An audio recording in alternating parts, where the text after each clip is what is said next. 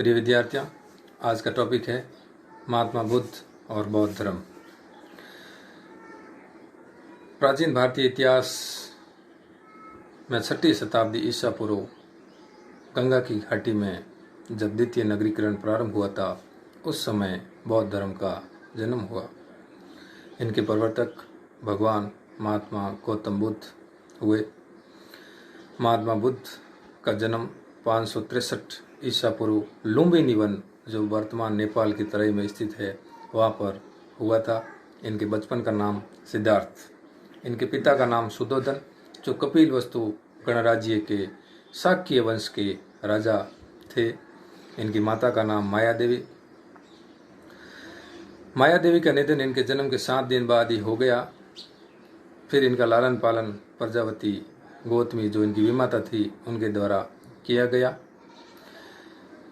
जब बालक सिद्धार्थ का जन्म हुआ तो एक ब्राह्मण ने भविष्यवाणी की थी कि यह बालक या तो बहुत बड़ा चक्रवर्ती सम्राट होगा या फिर बहुत बड़ा सन्यासी। जब यह भविष्यवाणी इनके पिता सुधोधन को पता चलती है तो इनके पिता द्वारा उनके सन्यासी होने का मार्ग रोकने का उपाय करते हैं। उनको बाहरी दुनिया से कभी भी टच नहीं होने देते हैं और वो सारा इंतज़ाम कपिलवस्तु के राजमहल में करते हैं। उनकी शिक्षा दीक्षा, सारे जो सांसारिक जीवन के जो भी उपाय थे, उन्होंने पूरे राजमहल की 4 दीवारी के भीतर ही किए। बालक सिद्धार्थ बचपन से ही चिंतनशील, मननशील और एकांत प्रिय स्वभाव का था। यह चिंता उनके पिता को हमेशा सताती थी कि यह चिंता एक दिन कहीं सन्यासी होने का कारण न बन जाए। 16 वर्ष की अवस्था में बालक सिद्धार्थ की शादी एक सुंदर राजकुमारी, जो यशोधरा नाम से जानी जाती थी, उससे कर दी जाती है। सांसारिक जीवन में उनको एक पुत्र रत्न की भी प्राप्ति होती है और उसका नाम राहुल रखते हैं। 29 वर्ष की अवस्था आती है तो युवक सिद्धार्थ अपने पिता से नगर भ्रमण करने की इच्छा जाहिर करता है। उनके पिता द्वारा अनुमति प्रदान कर दी जाती है, क्योंकि 29 वर्ष तक वो कभी भी कपिलवस्तु की सड़कों पर नहीं निकले, कभी भी महल की 4 दीवार से बाहर नहीं गए थे। तो चन्ना नामक सारथी के साथ राजकुमार सिद्धार्थ अपने महल से बाहर निकलते हैं तो उनके सामने क्रमश 4 दृश्य उपस्थित होते हैं और वो पहला दृश्य देखते हैं कोतुल वंश, और वो दृश्य है वृद्ध यानी बूढ़ा व्यक्ति जिसका शरीर जर्जर हो चुका है, हाथ में लाठी लिए, कमर झुकी हुई। वो देखते हैं। राजकुमार सिद्धार्थ तो अपने चन्ना नामक सारथी से सवाल करते हैं कि ये क्या है, क्योंकि उन्होंने कभी देखा ही नहीं कि व्यक्ति बाहरी कैसे होते हैं, बूढ़े कैसे होते हैं। तो चन्ना सारथी उनको जवाब देता है कि ये वृद्ध है, बूढ़ा हो चुका है, कुछ ही दिन का मेहमान है। तो वो चिंताग्रस्त हो जाते हैं राजकुमार सिद्धार्थ और वापस सवाल करते हैं, क्या मेरी भी ऐसी अवस्था आएगी?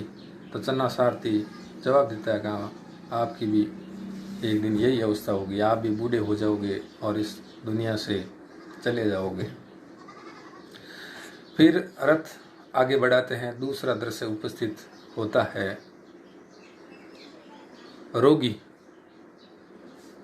जो बीमार है, जिसका शरीर पीला पड़ चुका है, वात पित्त कफ बिगड़ चुका है, शरीर से बलगम बाहर थूक रहा है, जमीन पे बैठा हुआ है और उसकी सांस ऊपर नीचे हो रही है। यह दृश्य देखता है राजकुमार सिद्धार्थ चन्ना सारथी से वही दूसरा सवाल दाग देता है और कहता है कि ये क्या है? तो चन्ना सारथी उत्तर देता है कि ये रोगी है और इसके वात पित्त कफ असंतुलित हो गए हैं।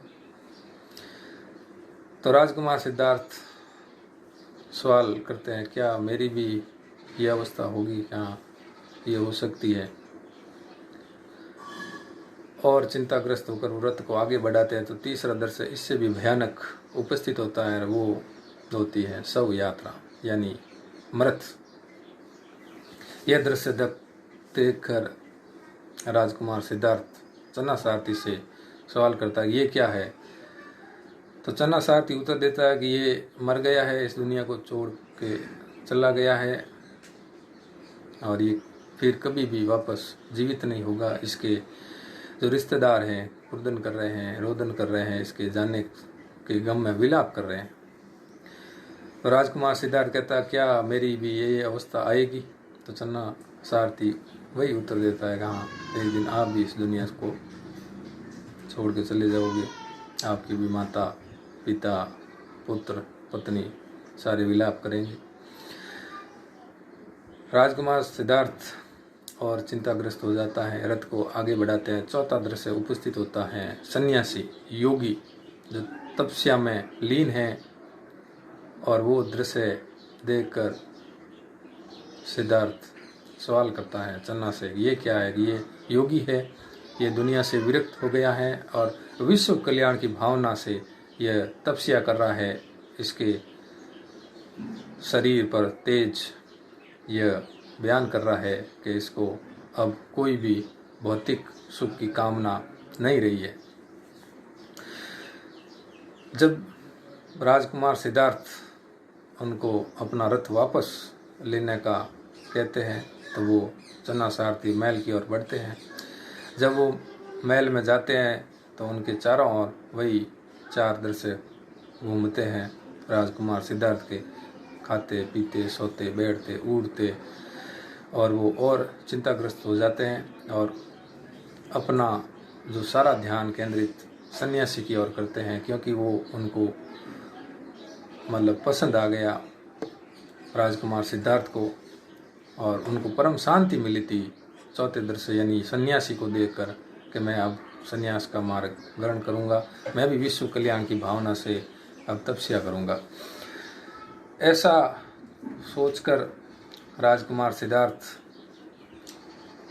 वैशाख पूर्णिमा की अर्धरात्रि को अपने पिता सुदोधन, अपनी माता सम्मान प्रजावती गौतमी, अपनी पत्नी यशोधरा और अपने पुत्र राहुल को छोड़कर वो उर्वेला के जंगलों में निकल पड़ते हैं और इस घटना को महाविनिष्करण कहते हैं।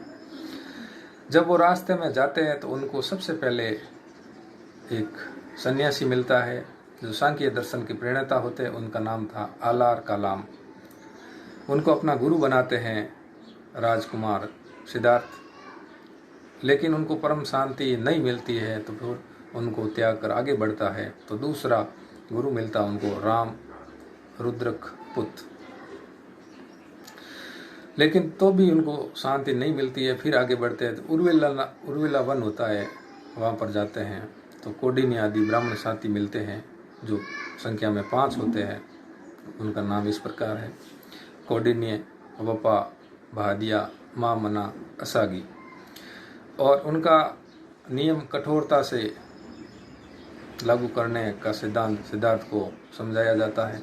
अन्न जल ग्रहण करने का मना करते हैं और तपस्या उनके अनुसार करनी होती है।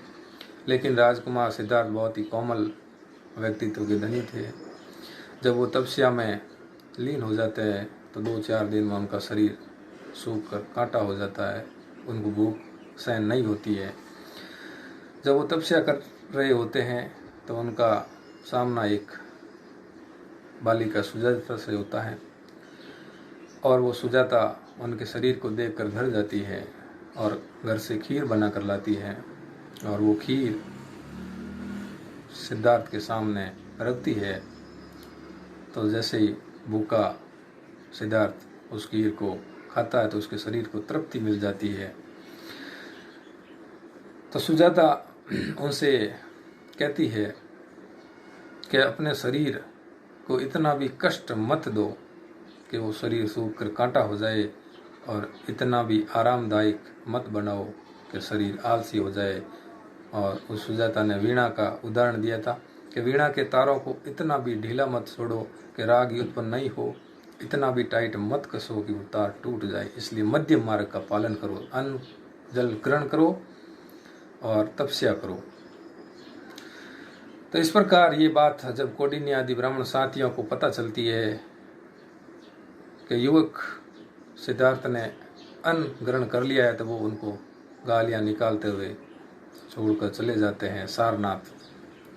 और युवक सिद्धार्थ जो पहले राजकुमार था, अब उसने राजपाट त्याग दिया, तो युवक सिद्धार्थ के नाम से हम इसको संबोधित करेंगे।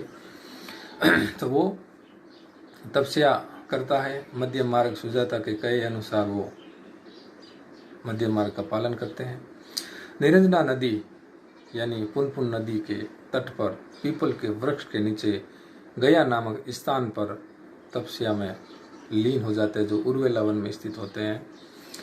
वहाँ पर 6 वर्ष की कठोर तपस्या के बाद 35 वर्ष की जब अवस्था होती है युवक सिद्धार्थ की, तो वही वैशाख पूर्णिमा की अर्धरात्रि को उनको ज्ञान की प्राप्ति हो जाती है और अपने शरीर में ऊर्जा का आभास होने पर वो ईश्वर से साक्षात्कार करते हैं और वो सारनाथ की ओर चल पड़ते हैं। तो बीच रास्ते में उनको जो उनके एक पहले अनुयायी है तपस्वी व मालिक नामक 2 बंजारे, उनको कुछ उपदेश देते हैं और आगे बढ़ जाते हैं। जब सारनाथ में जाते हैं तो वही कौंडिन्य आदि जो उनको उर्वेला वन में छोड़ के चले गए थे 5 साथी फिर वापस मिलते हैं।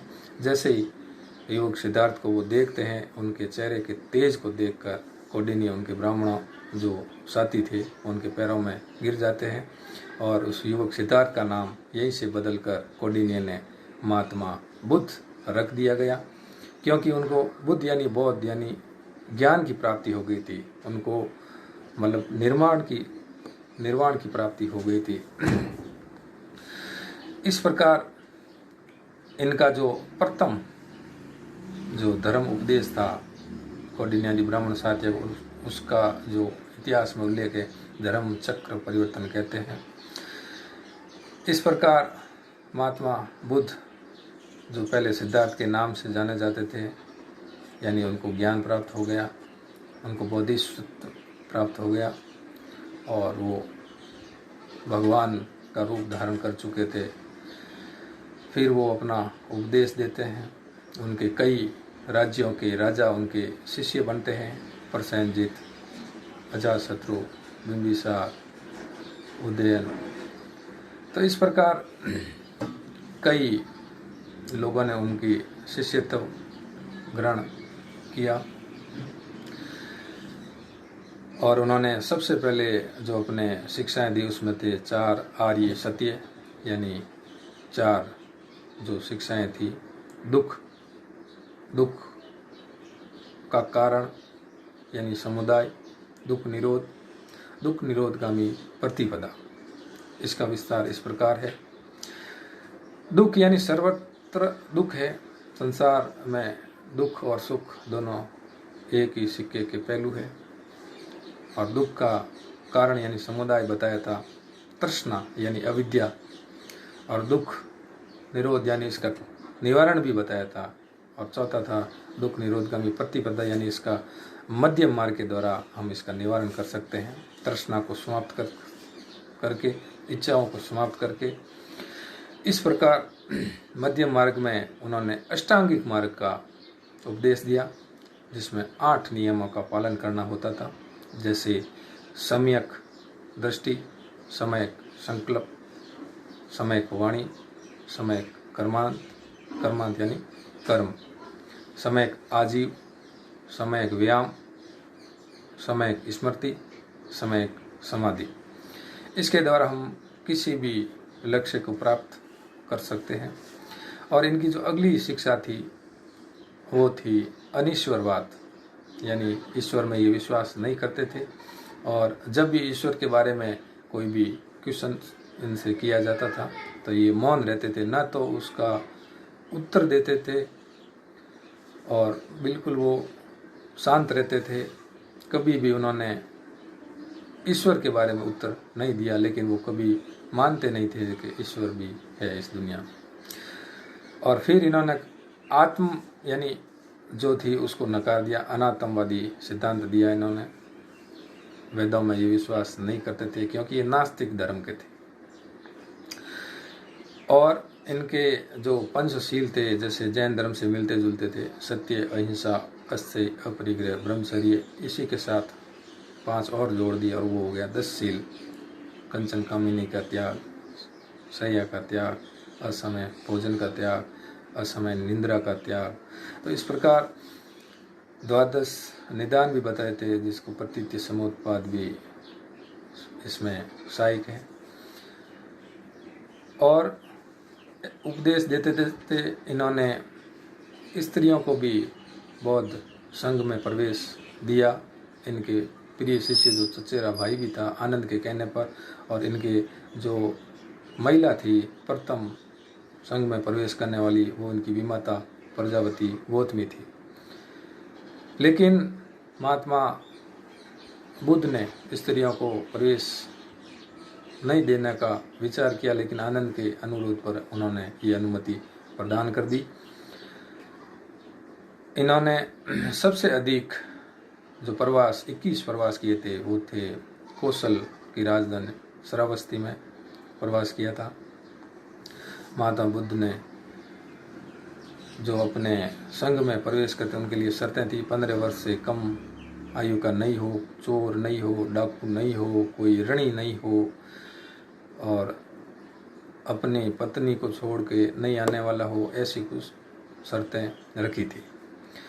इस प्रकार उन्होंने 80 वर्ष की अवस्था तक घूम घूम कर उपदेश दिए। और 483 ईसा पूर्व